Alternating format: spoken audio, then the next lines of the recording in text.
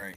And Ben Cornette. I knew Alex wasn't in his normal spot, so the rumors are true. He's at State College motivating his team right now and doing the show. It was a janitor's closet. Man, He's on location.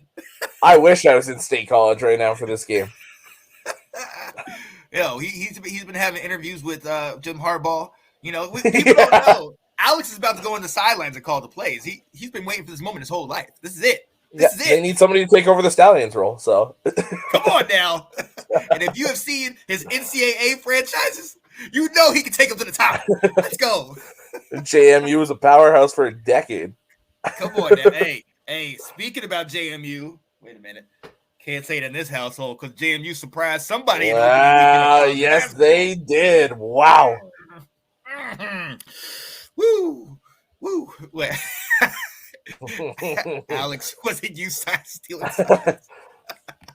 Can neither confirm nor deny. It's an ongoing investigation. He can't speak on that right now, all right? Yeah. Let's go, Coach Loosemore. Absolutely. Absolutely. So, let us know who are your front runners for the Heisman Trophy. Really, the race is starting to dwindle, starting to come down, and it looks like this year, most likely we're going to have a quarterback race with the exception of one or two guys that we talked about. Oh, man. Cat's pulling the plug. Oh, yeah, right? Yeah. I had to wait till she left to say so I could talk freely. You know that. We got to move on, ladies and gentlemen. Hey, less than 40 minutes away, college football Saturday week 10 is here. And look, we got to get into it. But before we get into, obviously, game day, Penn State versus Michigan, let's get into some of these other conference races. And we're going to recap some of the games. Oh, I'm not even putting that up, Scott. We're going to recap some of these games that happened this week. First, starting off in the MAC conference. Alex, we talked about it before November.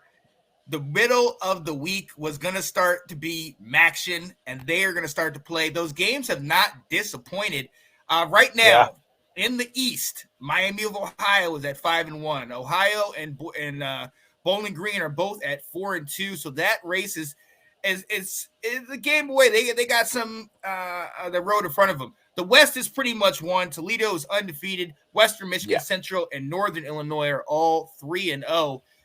Let's talk about it. Hey, Central had their opportunity to get it done. They lost on Tuesday, 38-28.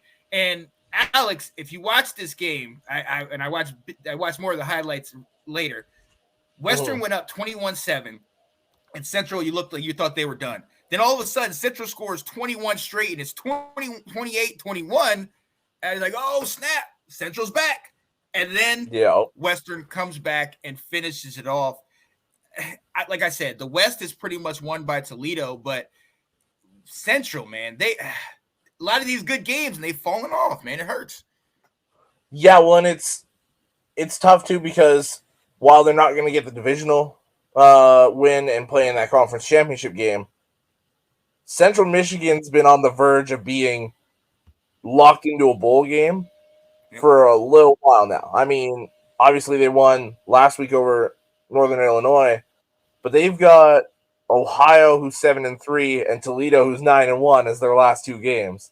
So the division leaders in either side of the conference right now, and you got to win one of those two to lock in a bowl game. I don't like their chances.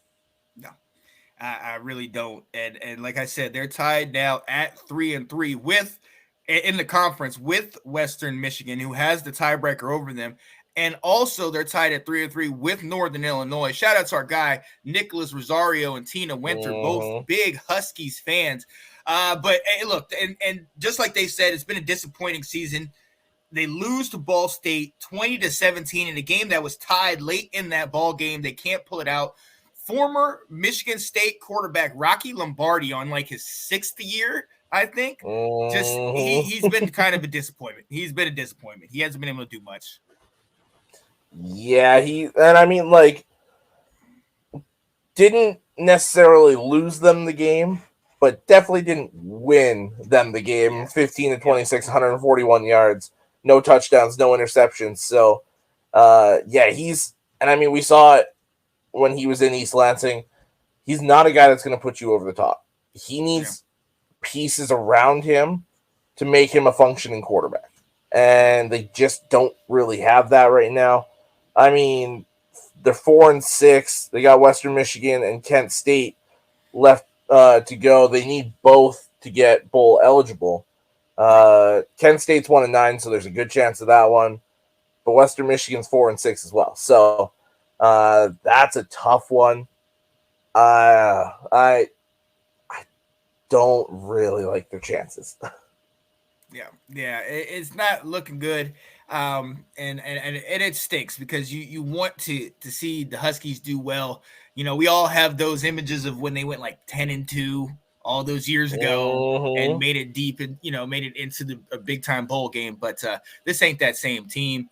And then going down the list on Tuesday, Ohio kept their East hopes alive as they are now one game back of Miami of Ohio. Ohio is now 7-3, 4-2 in the conference.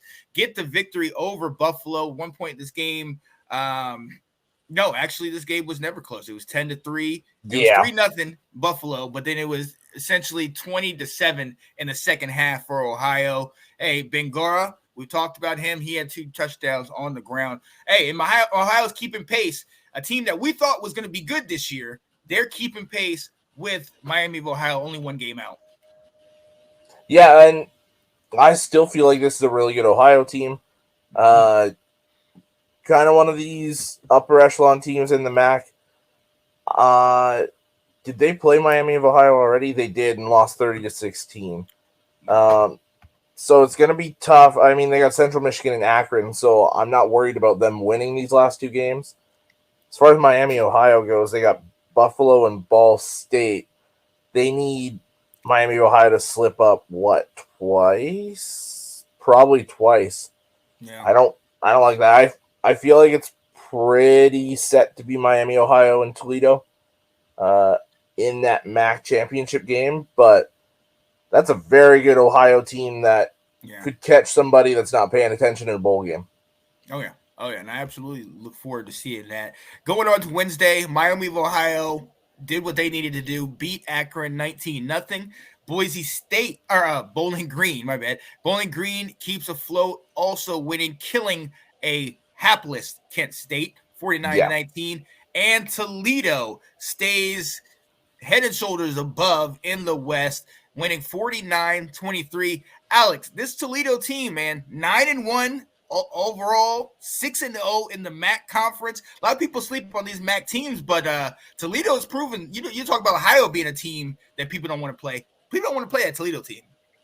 Yeah, like Toledo's only loss is week 1, a 2-point loss on the road at Illinois.